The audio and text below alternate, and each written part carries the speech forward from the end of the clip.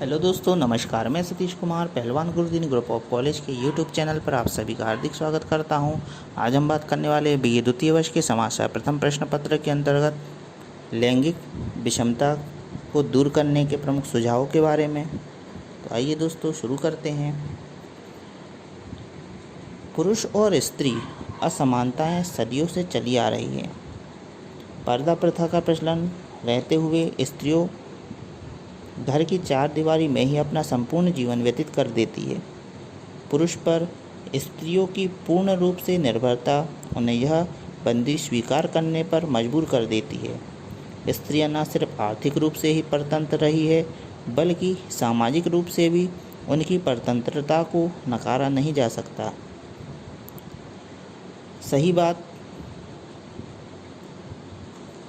तो यह है कि पुरुषों और उनके द्वारा निर्मित वातावरण में स्त्रियों को पराधीन बना दिया गया है।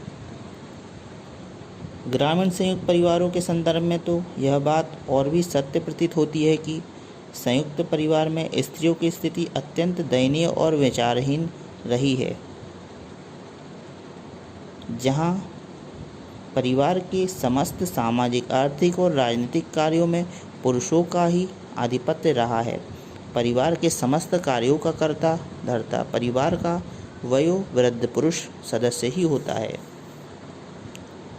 परिवार के समस्त क्रियाओं का संचालन एवं नियंत्रण भी पुरुष द्वारा ही किया जाता है। स्त्रियों द्वारा सिर्फ पुरुष के आदेशों का पालन मात्र करना ही रह जाता है। इन सब का कारण मुख्य रूप से समाज में व्याप्त लैंगिक विषमता ही रही है, जहाँ की स्त्रियों को हेय दृष्टि से देखा जाता है तथा उन्हें अनेकों अधिकारों से वंचित कर दिया जाता है। स्वतंत्रता के पूर्व अनेक महिलाओं ने गांधी जी के साथ कार्य किया। आज स्त्रियों के लिए पुरुषों के समान परिस्थिति और समाज के सब सदस्यों के समान सम्मानित जीवन प्राप्त करने के लिए महिला संगठनों, महिला सामाजिक कार्यकर्ताओं और राजनीतिज्ञों ने दहेज, शोषण, बलात्कार आदि समस्याओं पर विचार किया है तथा इनको दूर करने का प्रयास भी किया है। महिला संगठनों ने विशेषकर शहरी क्षेत्रों में यौन विषमता को दूर करने की मांग की है। सन 1960 और 1970 के दशकों में महिलाओं की इन बड़ी समस्याओं के परिणाम स्वरूप अंतर्राष्ट्रीय महिला दिवस, महिला सभा, गोष्ठियाँ एवं महिला अध्ययनों हेतु राष्ट्रीय महिला आयोग की स्थापना की गई है। इन संगठनों और समितियों के भारत के संविधान में प्रदत्त स्त्री और पुरुष के समानता के प्रावधान के बारे में भी प्रचार किया। भारत सरकार ने सन 1971 में स्त्रियों की परिस्थिति के बारे में एक समिति नियुक्त की। समिति ने सन 1974 ईस्वी में अपनी रिपोर्ट प्रस्तुत की। रिपोर्ट का सर्वत्र स्वागत किया गया है। इस दिशा में समाज सुधार को राजनीतिज्ञों आदि ने अनेकों प्रयास किए, जो इस रूप में हम देख सकते हैं। समाज सुधार आंदोलन। लैंगिक विषमता को दूर करने हेतु सर्वप्रथम राजा राम मोहन राय ने प्रयास किए। उन्होंने स्त्रियों की दशा सुधारने के लिए सन 1828 ईस्वी में ब्रह्म समाज की स्थापना की एवं इस समाज ने सर्वप्रथम सती प्रथा के विरुद्ध आंदोलन किए, जिसके परिणाम स्वरूप अंग्रेज सरकार को सन 1829 ईस्वी में सती प्रथा निषेध अधिनियम पारित करना पड़ा। राजा राम मोहन राय ने बाल विवाहों के विरुद्ध तथा स्त्री शिक्षा के पक्ष में भी आंदोलन प्रारंभ किया और सुधार आंदोलन की नींव रख दी। उन्होंने जनता को यह समझाने का प्रयत्न किया कि विधवा पुनर्विवाह शास्त्रों द्वारा अनुमोदित है तथा स्मृति में भी दबावपूर्ण वैधव्य की अनुमति नहीं है। भारतीय नारी की स्थिति सुधारने में थियोसॉफिकल विचारधारा की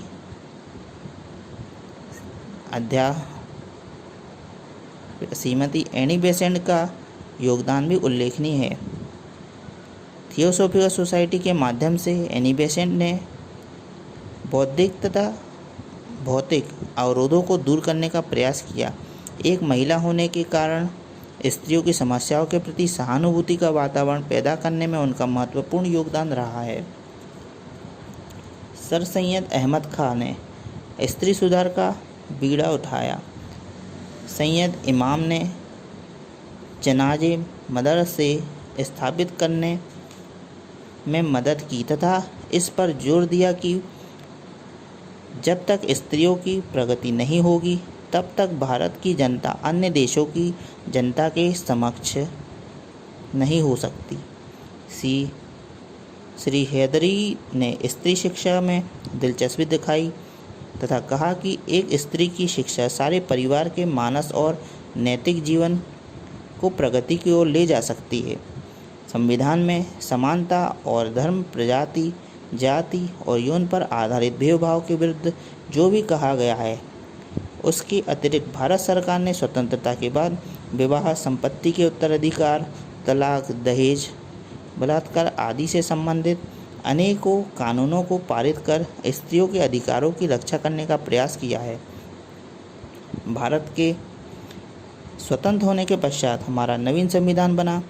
नवीन संविधान में स्त्रियों को पुरुषों के समान ही मत देने का अधिकार दे दिया गया है।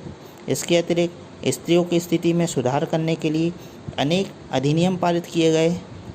इनमें हिंदू विवाह तथा विवाह विच्छेद अधिनियम 1955, हिंदू उत्तराधिकार अधिनियम सन 1956, दहेज निरोधक अधिनियम सन 1961 आदि विशेष उल्लेखनीय माने गए हैं।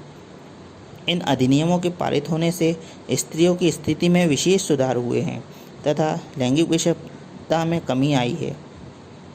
स्वतंत्रता प्राप्ति के पश्चात स्त्रियों की आर्थिक क्षेत्र में भी लैंगिक विषमता में कमी आई है। पहले निम्न कही जाने वाली जाति की स्त्रियां ही आर्थिक क्रियाओं में संलग्न होती थी, किंतु वर्तमान में मध्यम तथा उच्च जाति की स्त्रियों पर भी आर्थिक प्रतिबंधों को हटा दिया गया है, जिसके परिणाम स्वरूप स्त्रियों की आर्थिक स्थिति काफ़ी सुधर गई है।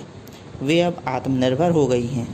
आर्थिक प्रतिबंध स्त्रियों पर से हटा लिए गए हैं, किंतु फिर भी आर्थिक क्षेत्र में स्त्रियों को संलग्नता अपर्याप्त है।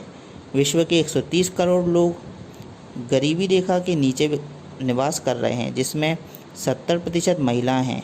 यह श्रम बाजार एवं परिवार में उनकी निम्न स्थिति के कारण है। यद्यपि महिला साक्षरता में 2/3 वृद्धि हुई है, परंतु श्रमिकों में उनकी वृद्धि केवल 4% ही हुई है। आंकड़े बताते हैं कि महिलाओं को मजदूरी पुरुषों की तुलना में 3/4 राशि ही मिलती है। सभी स्थानों पर महिलाएं अधिक संख्या में बेरोजगार होती है। लैंगिक असमानता के अन्य कारण भी बताए जा सकते हैं। असमानता का एक कारण समाज में महिलाओं का निम्न स्तर होना भी है, जिसमें कानून में भेदभाव और महिलाओं के प्रति अत्याचार व हिंसा भी सम्मिलित है। महिलाओं के अधिकार और भेदभाव की समाप्ति के लिए संयुक्त राष्ट्र संघ ने सन 1979 ईस्वी में चार्टर जारी किया था, जिसके अनेकों पहलुओं को संघर्ष स्वीकार कर लिया गया है। महिलाओं के प्रति मानसिक और शारीरिक हिंसा जन्म से मृत्यु तक बराबर होती रहती है। कुछ देशों में तो गर्भ में ही लिंग की जांच करा ली जाती है और यदि स्त्री लिंग है तो गर्भपात करा दिया जाता है, जिसके कारण लिंग विषमता का रूप और भी भयानक होता जा रहा है। निसंदेह विश्व 21वीं सदी में प्रवेश कर चुका है। इस नई विश्व व्यवस्था की उन्नति तब ही प्राप्त की जा सकती है जब महिला और पुरुषों का समान अवसर प्राप्त हो सकेंगे। जब तक ऐसा नहीं होगा, विश्व में विकास की गति तीव्र नहीं हो सकती। इस क्षेत्र में भारत में बहुत कुछ हुआ है, लेकिन अभी बहुत कुछ करना बाकी है, तभी भारत पूर्ण विकास की ओर अग्रसर हो सकेगा। तो दोस्तों, आज हमने बात की लैंगिक विषमता को दूर करने के प्रमुख सुझावों के बारे में। आपको वीडियो कैसा लगा कमेंट बॉक्स में अवश्य लिखें तथा हमारे चैनल को सब्सक्राइब करना ना भूलें तथा नीचे दिए गए बेल आइकन को क्लिक करें ताकि नई नई वीडियो आप तक आसानी से पहुंच सके। नए वीडियो के साथ मैं आपके समक्ष पुनः उपस्थित होऊंगा। तब तक के लिए नमस्कार, धन्यवाद।